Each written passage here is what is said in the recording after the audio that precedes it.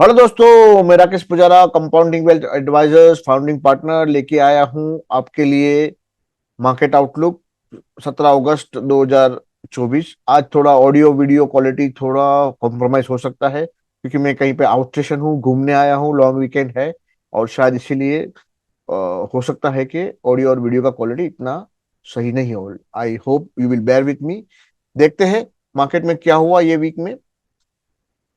Basically market में जो भी हुआ वो पूरे वीक में गुरुवार तक हुआ और बाद में फ्राइडे को सब पूरा रिवर्सल हो गया।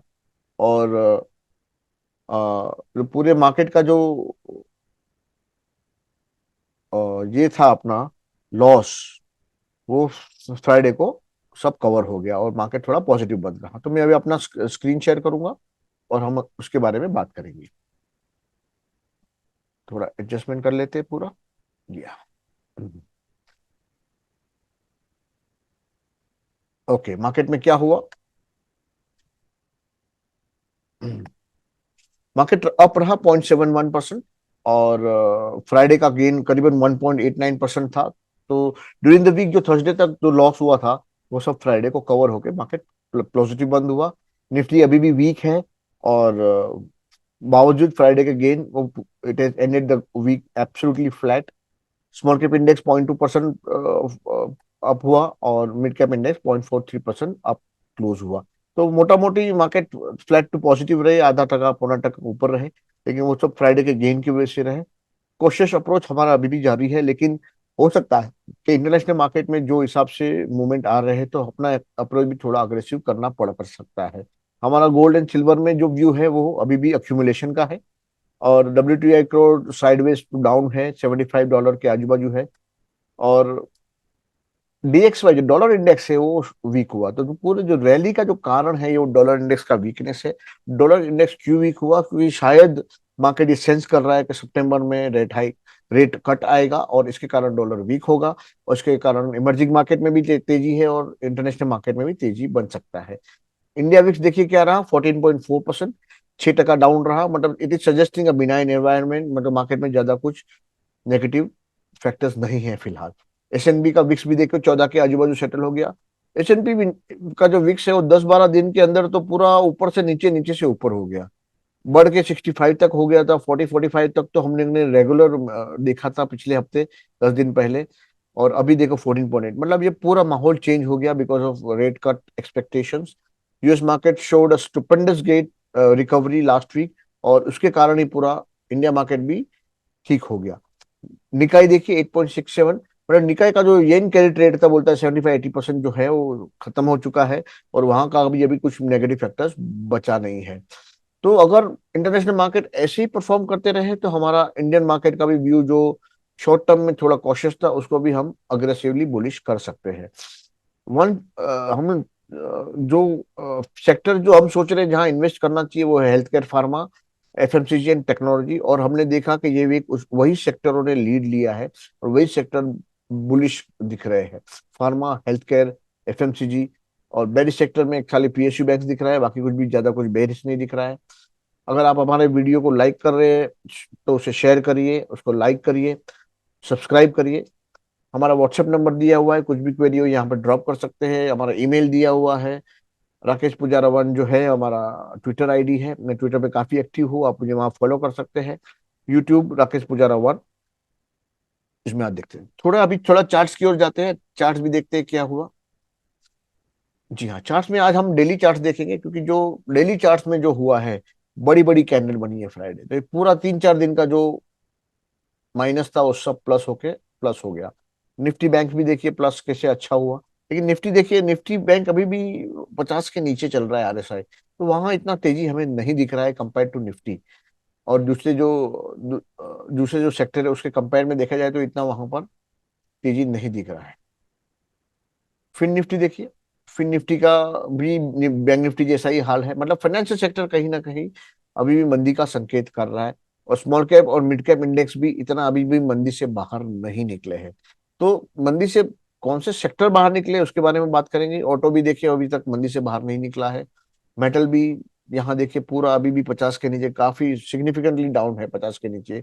और ऐसा कुछ ज्यादा कैंडल अच्छा बना भी नहीं है। फ्राइडे को। रियलिटी थोड़ा कोशिश कर रहा है बाहर निकलने का, लेकिन कंजम्पशन देखिए, कंजम्पशन ने ये जो गैप था वो पूरा उसने फिल कर दिया, और मार्केट अभी न्यू हाई की तरफ जा रहा है कंजम्पशन में। तो इसको बोलते हैं कि जो नई जो तेजी है उसका घोड़ा जो बोलते हैं, वो कंजम्पशन इंडेक्स है। और सीपीएसई देखिए वो थोड़ा रेस्ट कर रहा है, लेकिन सीपीएसई इतना बुरा नहीं है compare to bank Nifty and fin Nifty. CPSE अभी भी कंपेरेटिवली, क्योंकि देखिए यहाँ जो फॉर्मेशन बन रहा है वो थोड़ा सपोर्ट का बन रहा है, और ये नेगेटिव नहीं है। और डेली देखिए, डेली इंडेक्स ऑन इंफ्रास्ट्रक्चर में देखिए क्या हो रहा है।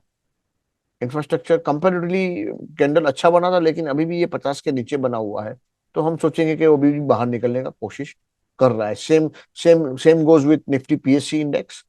और कंज्यूमर ड्यूरेबल देखिए, उसने पूरा ये गैप फिल कर दिया है और ये निकल पड़ा है, और ये 61, 60 को भी क्रॉस कर दिया, 61.5 के ऊपर है आरएसआई। तो नई तेजी कंज्यूमर ड्यूरेबल, कंज्यूमर हमें लग रहा है कि वहां हो सकती है। एमएनसी भी थोड़ा बेटर है कंपेरेटिवली, लेकिन अभी भी मंदी से बाहर नहीं निकला है। पीएसयू बैंक देखिए मंदी में पड़ा हुआ है, गैप तो काफी दूर है। ये साइडवेज करेक्शन था, फिर डाउन हुआ, अभी यहाँ पर भी लैंग्विश हो रहा है। तो पीएसयू बैंक में कुछ भी मोमेंटम है नहीं। दूसरा जो मोमेंटम हमें दिख रहा है वो ऑयल एंड गैस में दिख रहा है। ऑयल एंड गैस कभी मंदी में गया ही नहीं, तो वहां पर एक ध्यान दिया जा सकता है। कंज्यूमर ड्यूरेबल, कंज्यूमर कंजम्पशन और ये ऑयल एंड गैस पे ध्यान दिया जा सकता है। Media again sideways to negative के बीच में ही होवर कर रहा है। आईटी इंडेक्स देखिए, आईटी इंडेक्स नई हाई की तरफ जा रहा है। तो तीसरा जो हमें लग रहा है, apart from FMCG, consumption, consumer durable, oil and gas, जो लग रहा है हमें लग रहा है इंफॉर्मेशन टेक्नोलॉजी, आईटी के जो शेयर्स है वो कुछ नया करने की तैयारी में है। एफएमसीजी भी बहुत बढ़िया है, और उसने भी तेजी का जो माहौल है वो बरकरार रखा हुआ है। फार्मा इंडेक्स देखिए, फार्मा इंडेक्स स्टॉक के आजू बाजू वो कंसोलिडेट कर रहा है, तो वो मंदी में भी नहीं जा रहा है, लेकिन आप बोल सकते हैं थोड़ा सांस ले रहा है बिफोर इट गोज हायर। तो ये भी हमें लग रहा है कि वो आगे जाके ऊपर ही जाने वाला है। इंडिया विक्स देखिए बिल्कुल भी डाउन है, 14.5 के आजू बाजू है, जो दर्शाता है कि मार्केट में ज्यादा वॉलेटिलिटी नहीं है। गोल्ड का देखिए कितना बढ़िया कैंडल, और उसने ऑल टाइम हाई खुदा दिया, ऑल टाइम हाई क्लोजिंग है। गोल्ड पे ध्यान दीजिएगा, बहुत ही बढ़िया सा कैंडल है, और वहां पर अच्छा तेजी बनने का चांस है। सिल्वर भी देखिए थोड़ा मंदी से बाहर निकल रहा है।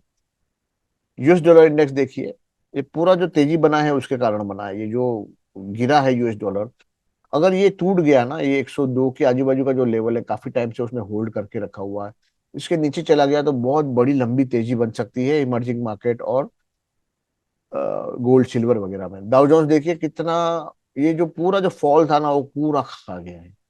लेकिन अभी भी वो, अगर यहाँ एक दो दिन की तेजी बनी रहेगी ना, तो हम मानेंगे कि ये पूरा जो फॉल था वो खत्म हो गया।